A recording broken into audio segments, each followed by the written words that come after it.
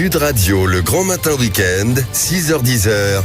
Jean-François Aquili. Il est 9h20. À quoi joue réellement Donald Trump avec la Corée du Nord? C'est le débat de Sud Radio ce matin avec nos deux invités que je vais vous présenter juste pour planter le décor. Et n'oubliez pas, 0823 0826 300 300 0826 300 300. Vous réagissez à ce débat. Trump qui dit vouloir revoir Kim Jong-un, tandis que Kim Yo-jong, c'est la sœur, affirme ne rien savoir d'une quelconque communication récente entre les deux dirigeants. Dans le même temps, Pyongyang vient de tirer une dizaine de missiles balistiques à courte portée après la réduction des exercices militaires américano-sud-coréens décidés par Trump lui-même. Bonjour à vous, Général Dominique Trinquant. Bonjour. Bonjour et soyez le bienvenu sur Sud Radio ce matin. Merci. Ancien chef de la mission militaire française auprès de l'ONU, auteur du livre D'un monde à l'autre, comprendre les nouveaux enjeux géopolitiques, édité par Robert Laffont. Et bonjour à vous, Jean-Baptiste Noé, historien et rédacteur en chef de la revue Conflit. Bonjour, bienvenue. Bonjour. Je commence par vous, Général Dominique Trinquant. Que faut-il comprendre de ce qui se joue là depuis Washington et qui concerne tout ce qui se passe au-dessus du 38e parallèle? Écoutez, je crois qu'il faut se rappeler que M. Trump est un homme de médias et que donc ce qu'il importe, ce sont les images et pas le fond des sujets. Oui. Il faut se souvenir que lors de son premier mandat, il avait déjà rencontré le dictateur nord-coréen et ça n'avait strictement rien changé. Il avait fait un show télévisé et on était reparti à zéro.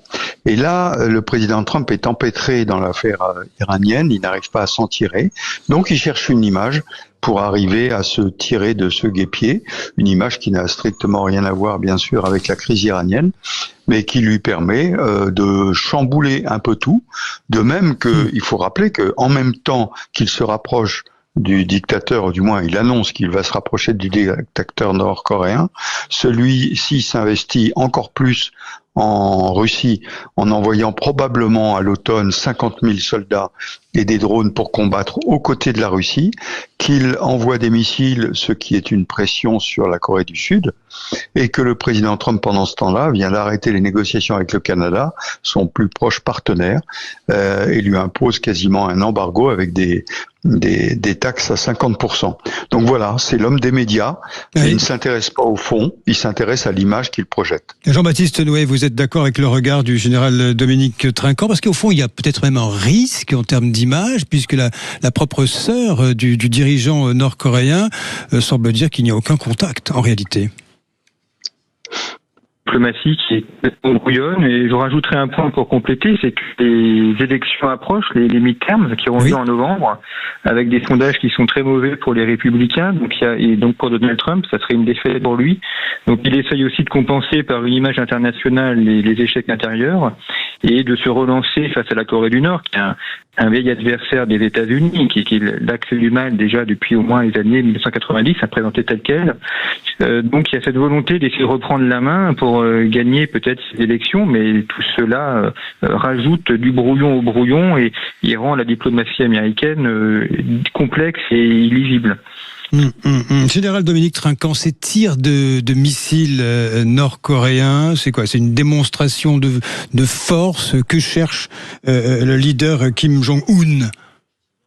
Oui, mais le leader nord-coréen a besoin en permanence de montrer sa force. Il faut rappeler que c'est un régime dictatorial, comme l'est la Russie, comme l'est la Chine, et ils ont besoin de montrer à leur population qu'ils sont puissants, qu'ils sont forts, et donc le lancement des missiles montre à l'évidence qu'il veut marquer la puissance nord-coréenne.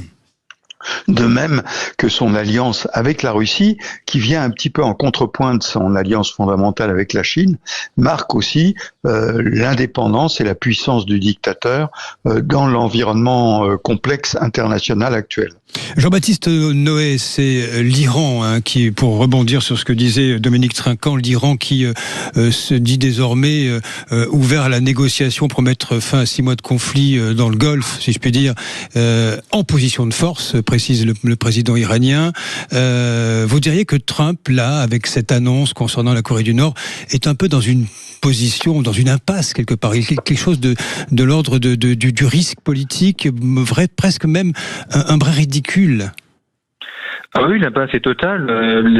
Déjà, l'intervention au mois de février a été mal comprise par beaucoup, et on voit bien que depuis, il n'arrive pas du tout à s'en sortir. Il pensait qu'en décapitant les principaux dirigeants iraniens, le régime allait tomber et que la guerre allait se résoudre en un week-end ou en une semaine.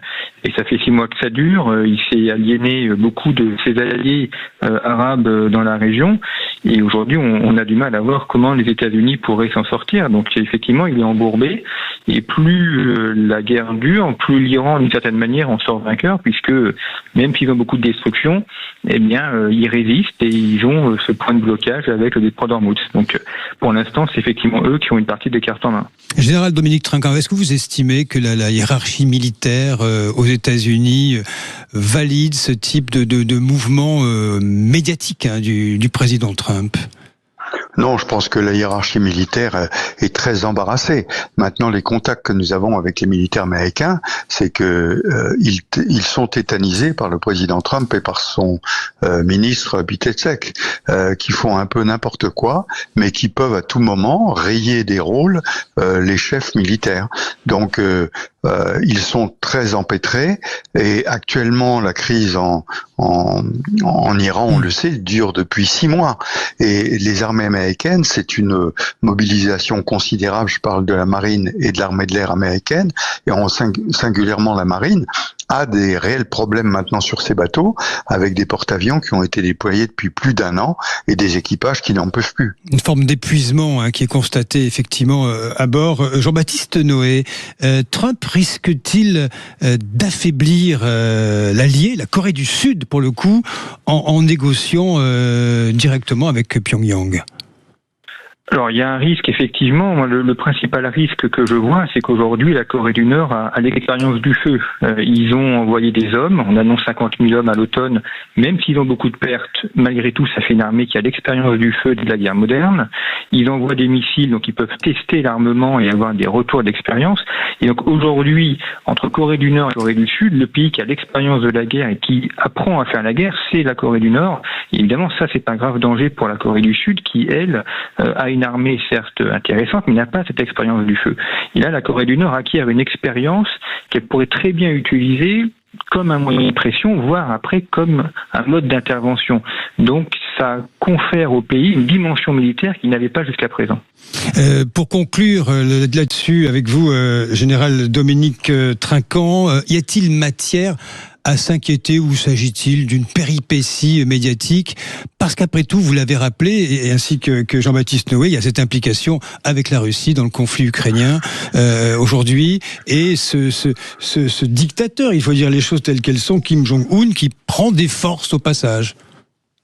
Oui, non, il faut s'inquiéter de toute façon de la politique américaine qui est totalement chaotique.